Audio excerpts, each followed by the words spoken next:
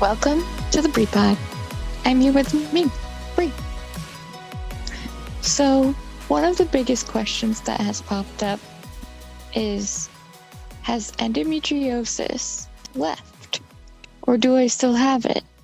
What happened to the endo? So, endometriosis, as you know, is something that I've had for a very long time, but I did not officially get a diagnosis until August of, I believe, 2019. I think. The only reason why I forget is because I feel like the years just go by pretty quickly. I am now pregnant, which is actually a very good thing for someone that has endo, because it can either hinder you of having a baby, or there are people that are able to have babies and endo. I was not sure what way it was going to go, because as you remember from when this whole thing started, I was having infertility issues for about 5+ years. And now, 2 years after a laparoscopy surgery in Boston, I'm pregnant. I do feel that the surgery had helped in many ways. I don't know if I wouldn't have got the surgery if I would have still been trying or not. Not really sure how that works, but I'm very grateful that it worked out the way that it did. Now, the thing about endo is it doesn't actually go away, because they're like lesions on the uterus. So the only reason why I don't feel the symptoms at this time is because when you have your period, you when the blood is shedding, I believe that's how they say it, that's when it basically, it's not infects it, it's where you feel that pain. But because I've been pregnant, I haven't bled, so I don't feel that pain right now. I still have side effects of endo, and I guess now this fibroid that I did not know was there, from like, there's still painful sex, like that. But as far as endo, the pain when I was, cramping and having my period, has not been here, which has been kind of nice for a break. The only downfall is that after this pregnancy is over and my body decides to have a period again, it can either come back really hardcore, it could come back lighter, like that, not as painful. Well, when I say come back, it's there the whole time, but the pain level. Or I could feel a little bit better.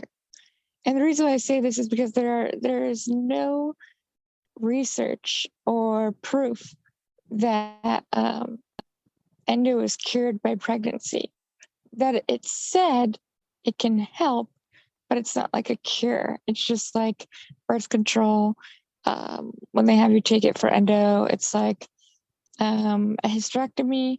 Just because you get those things done does not mean it is a cure. Just like the surgery, because they may not be able to get all the lesions out.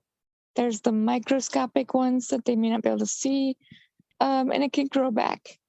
And the reason why hysterectomy also doesn't really work as well is because if it grew in other places outside of the uterus, like the small intestine, basically it can grow anywhere but the spleen, then they didn't, then that isn't a part of a hysterectomy. So with that being said, is endometriosis gone? No. Scientifically, the endo is not gone. How will my body react after pregnancy? Now that is another story. And I'm very curious myself, kind of scared, because as you know, endo is, well, you may not know, but it's very painful. And having this break has been nice.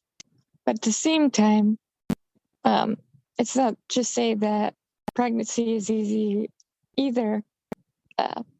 So at least there's that, I guess. But it's not the same pain. So there's a lot of pros and cons to it.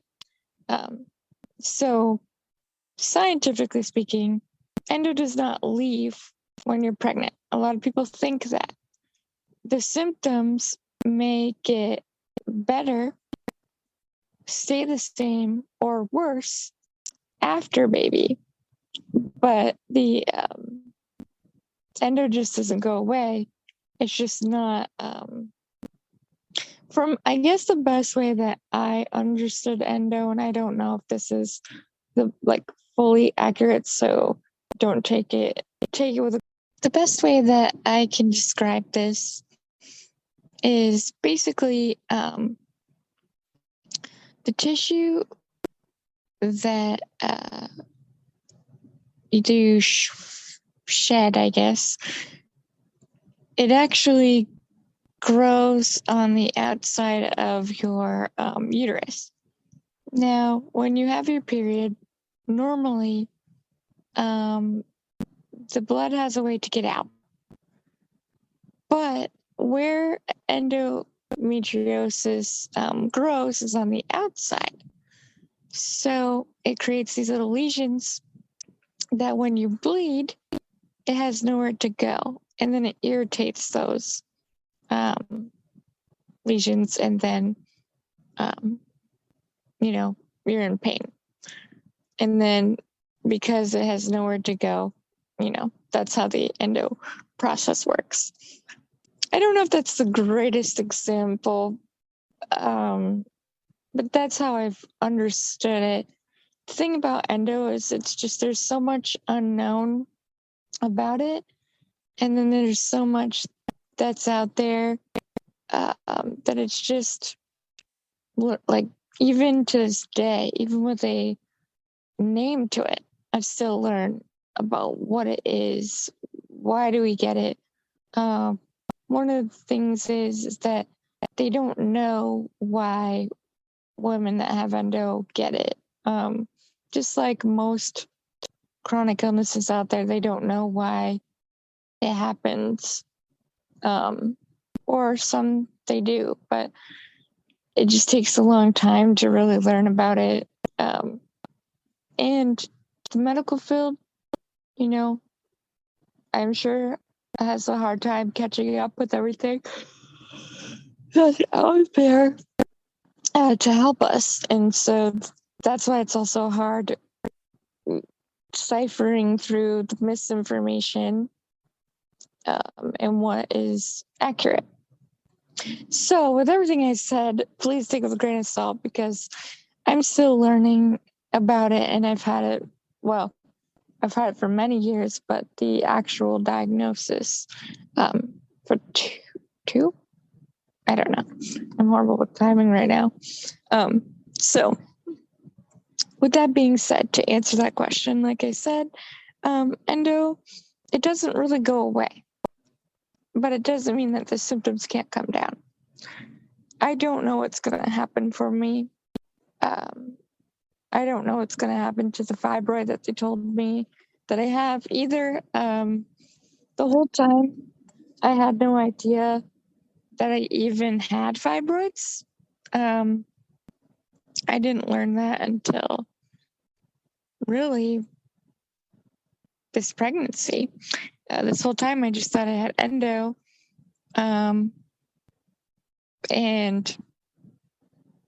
But I did learn that it's possibly due to pregnancy. I guess women can develop fibroids pregnant. That's like a potentially normal thing.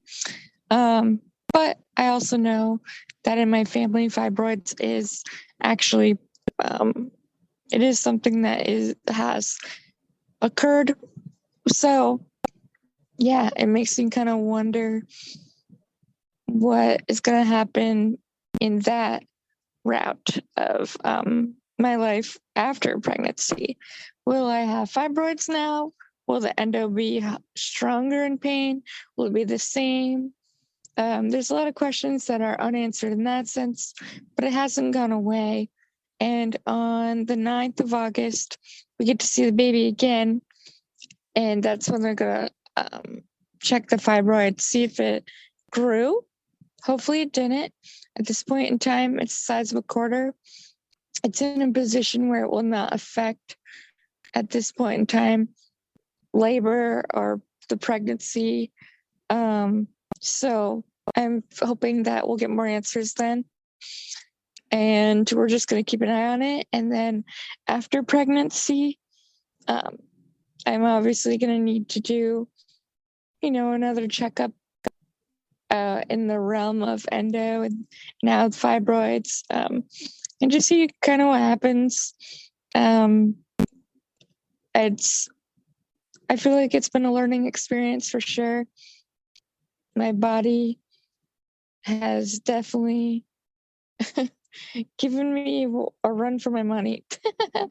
but I'm thankful and grateful for the people that I have met along the way, because had I not gone through the process that I did, like I said a while back before COVID, I would have had a botched surgery, and who knows what kind of cleaning up or fixing could have been done if I would have went down that route.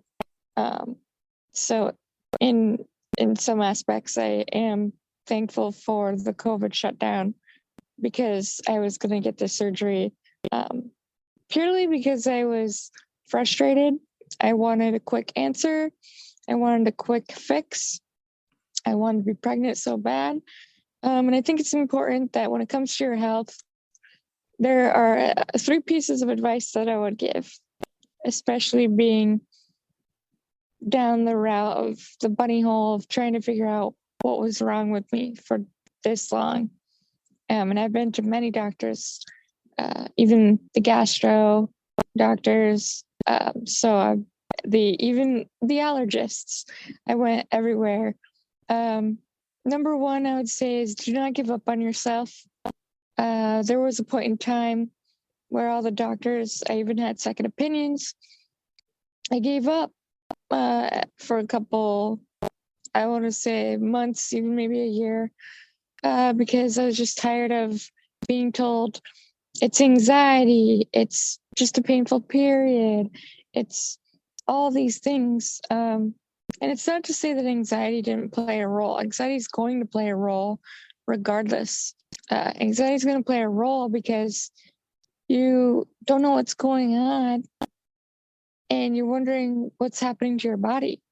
Not to say that anxiety isn't a trigger or stress isn't a trigger for things, but it's going to play a role, especially when you don't know what's wrong and you're trying to find out and you're getting gaslit by doctors. And it's not their fault. They didn't understand. But don't give up. Keep researching. The thing that definitely saved me were friends, and family members, people that said, hey, why don't you talk to this person? Or why don't you join this group? That's what helped me really learn about endo. I joined a group and I was like, wow, I have all these symptoms. Like, this is literally everything that I've complained about. So I had that. And then I learned the difference between laparoscopy surgery, and then there's another one that starts with a D, but I can't remember what it is. But I learned the difference between burning the endo lesions off in a surgery versus taking them out. Like, I think just like scraping them out or something, like pulling them from the root, quote unquote. There's 2 different ways, and the burning, both ways have worked for people. to a certain degree, but the burning does not make it go away, just like the pulling it from the root can, but it could also grow back. So there's a lot of things. That's why there's not really a solidified, this is what will stop endo. This is what will take it away. And for some people, it works. And then the thing is to remember, everybody's body is different. So one woman's experience is not the same as another's. Well, not just women, but I use women as the example since we would be the ones that get endo. Otherwise, in other medical ways, same thing. Our bodies are different. So the second piece of advice that I would give is, just because one doctor tells you something, does that mean that you have to follow what they say? Trust your gut. Trust your body. Trust your intuition. If you feel that what that doctor is telling you is wrong, you are allowed to get a second, a third, a fourth, a fifth, a sixth opinion. You're allowed to do that. Because at the end of the day, I think we kind of put sometimes people of professional backgrounds, such as the medical industry, on a pedestal. And we think, well, they're a doctor, they know everything. And I'm not taking out doctors. I'm not saying that, there's things that they say that aren't true. There are. You've got to be able to decipher between, is it my intuition or am I stubborn? I mean, there are things you can tell between the two. But when it's your intuition, you just know. You just feel it. You're like, no. So with that being said, we put people on a pedestal in the medical industry, and we think, well, they're a doctor, they know, so I will follow exactly what they say. Even when your gut is saying, no, no, no, no, no, no, no. And that's what happened with me with that almost botched surgery. I did not have a good feeling about that guy. I did not feel he really listened. Yet I wanted to give him the benefit of the doubt because he was a medical professional. Then I was speaking to my aunt, and she was like, you need to trust the person. You want to feel like you trust them. You want to feel like they hear you. And if you're not being heard, leave. And so I still, giving the benefit of the doubt, scheduled the surgery because I thought, no, I'll just do it. He's probably not that bad. My intuition's probably wrong. Well, luckily, it was canceled for me. I did not cancel it. And when I told this to the doctor that I actually trusted and learned about, and my aunt actually gave me the reference to them, she told me how that surgery would have been horribly wrong and would be in a bad position, and she would have had to undo what was done that she may not have been able to undo. So when I tell you from experience, trust your intuition, trust even with the signs that you're getting from other people that are like, hey, are you sure? Just trust it. If you feel it's off, it's most likely off. I believe we were given instincts for a reason. And then the third piece of advice is, if you need a support group and you don't have that, if you don't have family that support you, because in the endo world, in the Crohn's world, in the IBS world, in all of the chronic illness worlds, there are family members that do not believe their family member. Because they either don't know about it, ignorant to it, or don't understand or don't want to understand, or they think you're just making it up. And if you don't have that support system, it can make it very hard to want to find the answers and help. So what I would say is if you cannot get that support from your family, there are support groups out there on Instagram, on Facebook. There's text groups. There's even medical forums.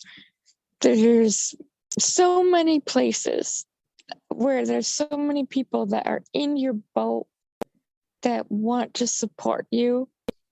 And I would say to go to them, especially when you are on your hunt for what's wrong, to find the solution or even just a name of what it is. So that would be my 3 pieces of advice when it comes to the medical world and trying to find out what is wrong. And this is from 10 plus years of experience.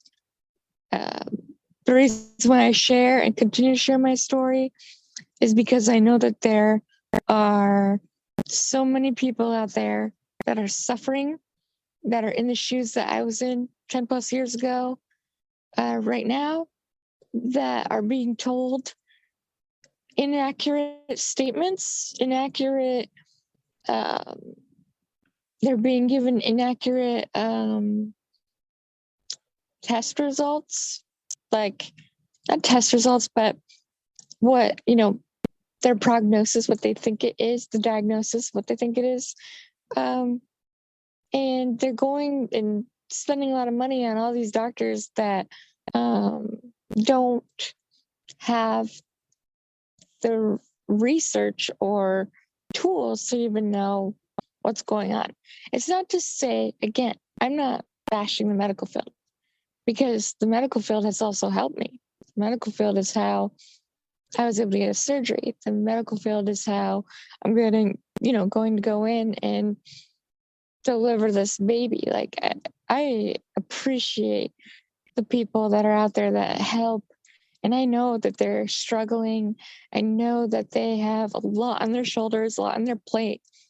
So I'm not saying go out there and go on the blame tour, but I am saying that you have every right to stick up for yourself. You have every right to ask for your records. When you sign those papers for HIPAA, you are the person signing for your own records, unless you're young. But you are the one that's signing for them. You are the one that's saying this person or this group can see it, or this person or this group cannot. Or this is what's allowed, or this is not. It's not that they own your records. Do they have your records? Yes. Can they keep them on file? Sure. But they don't get to tell you where your records go. If you need to give it to somebody else, they don't get to, they can give you attitude, that I've heard that they'll do. They can be like, don't go to them, blah, blah, blah. But they cannot deny you your own medical records. Now, sure, there's certain paperwork you probably have to fill out if you are not physically able to get them, but do not let them tell you that you cannot get your paperwork. I've heard that before, and that is not factual. Just look up HIPAA, look up what it protects and why we have it. So with that, I wanted to share this episode because it's been a while since we've talked about endo, which is not great on my part because I really want to continue to spread that awareness. But also,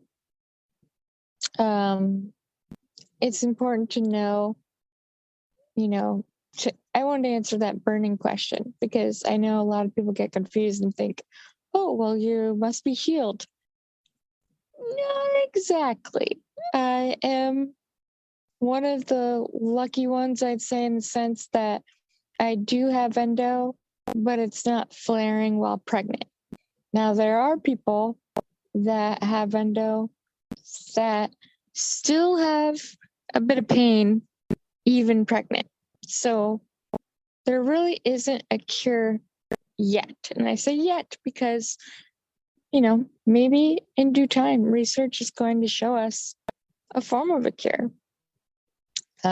So, I look forward to that when that does happen. So with that, you are loved, you are worthy, you are cherished, and I am proud of you. Until next time on the Breed Pod.